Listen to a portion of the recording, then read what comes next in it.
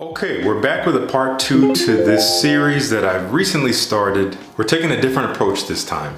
If you missed my first episode of The Perfect Fragrances, you can watch it here, and there we focused more on scenarios and occasions. I did 5 occasions and I chose my perfect fragrance for each occasion. And as a lot of you already know, I am big on pairing fragrance with life scenario. It's not just about what it smells like. Yes, we love that. But how are you gonna actually wear it? Where do you wear it? What do you wear with it? Lots of W's. Today we're gonna take a different approach and we're talking about types of fragrances. I didn't wanna go too specific into notes or ingredients. We're talking more about accords. And you'll know what I mean as we progress forward. I've chosen 10 primary fragrance accords to pair a fragrance with as my perfect scent. Obviously, these may not all be perfect for you. That should go without saying. This is based on my taste. Your list may look different, and we can talk about that afterwards. But let's dive right into it. These are no particular order. First up is my perfect citrus fragrance. And this is new to me, and it has quickly taken this spot as one of my favorite citrus-based fragrances I've smelled in a long time. This opening is so authentic. It is so realistic. It is so freaking citrusy. Terre, Givrée. It comes off as a very sharp, juicy, and tart grapefruit. Very, very juicy, very bright, very cooling, and fresh. Juniper berry definitely plays a role in that.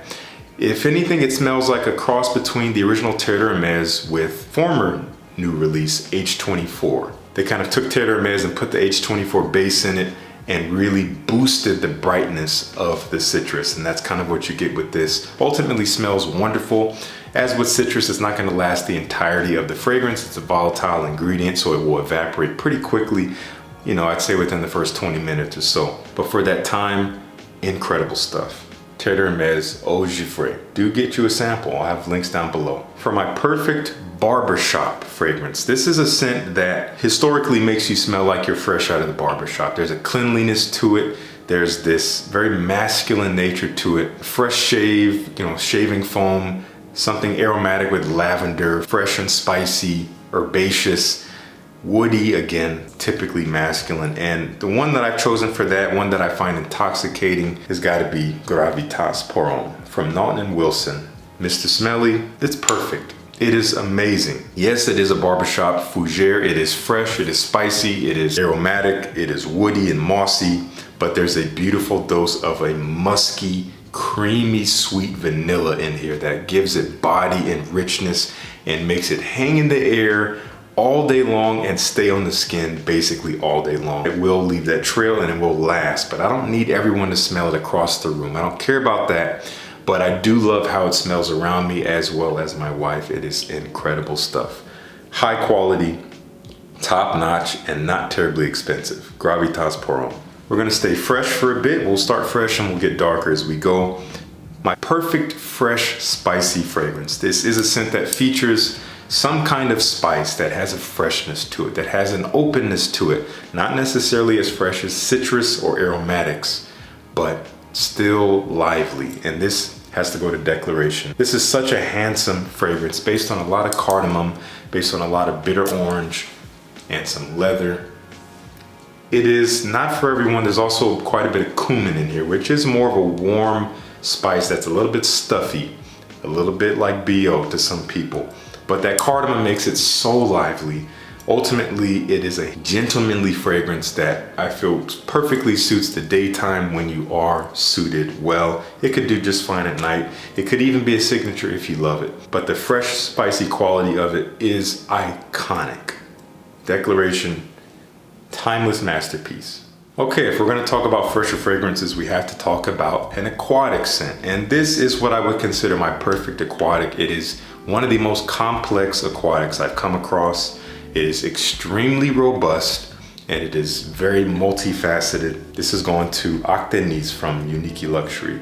Oh my gosh, and has an unusual sexy quality to it. For some reason, my wife goes crazy for this stuff when I wear it. And it is so strong, it hangs in the air. It will be on your skin until tomorrow, maybe the next day. I'm serious, be careful, you don't need a lot of this stuff. It is fruity with like pineapple, and it's very, very oceanic, but not in a fishy way, definitely marine and salty. But it does have this almost chocolatey nature to it. It's hard to describe, and it's kind of a DNA between all of the fragrances that I've tried from them. So much robustness, a lot of legs for an aquatic. It stays aquatic the whole time. It actually doesn't change very much on my skin because it's so thick and potent and rich. It doesn't really develop. It stays the same when you first spray it on as it does when it's sitting on your skin 12 hours later. Again, I'm not kidding you. Try it for yourself, get you a sample, see what you think. But again, not for the faint in terms of strength. A strong aquatic. Again, not why I love it. I love it for the scent, but performance is a plus. All right, my perfect floral fragrance. I could try to choose something else, but I would be inauthentic. This is Signature Rosé from Zaharoff. If you've tried it, you know what I'm talking about. But as I like to say, this is a rose fragrance for rose lovers and rose haters, whether you are loving rose and have always loved rose, whether you're still not sure about rose and you're on the fence, or whether you despise it, you need to try this fragrance. This is a rose incense, so it does have a very unique, wispy, almost fresh, dusty, smoky quality, but in a cooling way. To go along with this slightly jammy, sweet rose, you do have a nice robust base of some oud and some vanilla, maybe some sandalwood. So it does get sweet and woody, but it is mostly rose at the heart of things, but it is surrounded by this olibanum, which is the incense. On my skin in the heat, it gets a little bit chocolatey, so it becomes romantic, roses and chocolate. Who doesn't like that? Beautiful rose fragrance, stand out, one of a kind, nothing smells like this, telling you guys. Get you a sample down below. Zaharoff Signature Rosé. We got another fresh one here. It's summertime. I'm focusing on fresh fragrances. If we do this again, which is totally up to you guys, we'll include some more darker stuff. We do have a few coming up here, but the next time we do it, if you guys like this, will be darker ingredients. But now we're talking about Acqua di Parma. This is my perfect fruity fragrance. This is a fan favorite from the brand, so no surprises here. Fico di Amalfi, one that my wife and I love to wear. She actually wears it a little bit more than I do, but I have worn this a lot in the past. As per the name, fig from Amalfi, the Amalfi Coast. Juicy, fruity, slightly tropical feeling fig with a lot of citruses with some pink pepper. Does also smell a little bit watery, kind of like this bottle. It has a watery feel, not marine-like, not aquatic, but just like fresh water.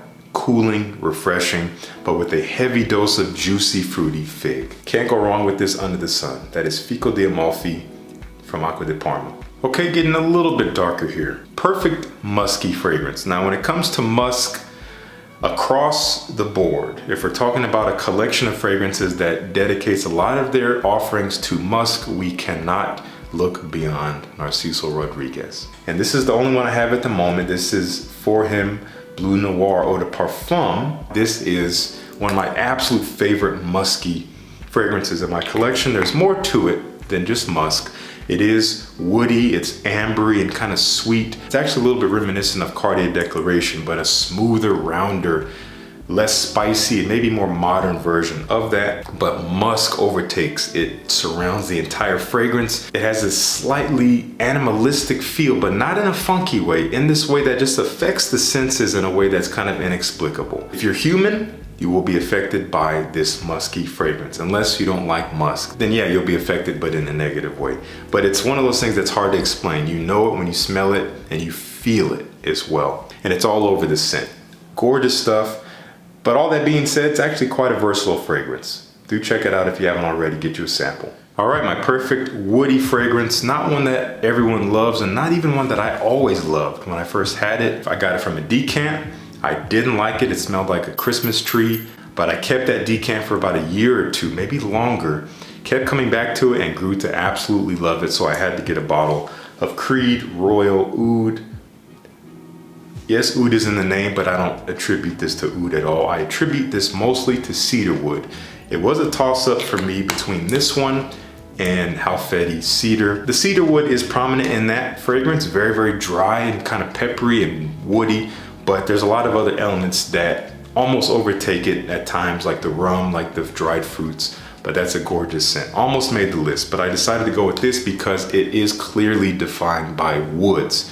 There's some supporting factors like angelica, maybe some galbanum. It has this very slightly dusty green quality behind the very dry cedar wood. So handsome, so elegant, authoritative without being arrogant, without being overstating. This is classy stuff here. That is Creed Royal Oud, my perfect woody scent. I love this stuff. Perfect vanilla. Hard one to choose, as with all of these, honestly.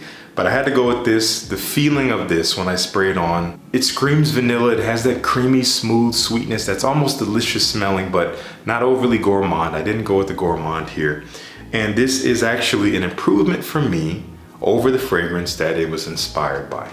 This is from a niche brand called Mansera, and this is called Instant Crush, inspired by Baccarat Rouge 540 from MFK, a worldwide phenomenon that made a ton of money and still does. That's why they took their spin on it. And it takes that leathery, spicy saffron with that thick, rich jasmine and the beautiful kind of sexy quality of amberwood, which is a warm, sweet, woody synthetic material. And they infused a ton of vanilla in here with all of that, along with some other synthetics that just fill out the profile in a way that I don't get from Baccarat Rouge. It's still nice, it's very candy, sweet, almost like cotton candy feel here, but with this, it's that plus creamy vanilla. It's so rich, almost a burnt feeling to the vanilla, depending on the situation that I wear it in.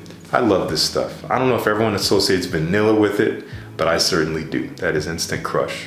And finally, perfect boozy fragrance. Now this fragrance has more than booze in it. It's also quite animalic, it's spicy, it's smoky, but the booziness here is undeniable.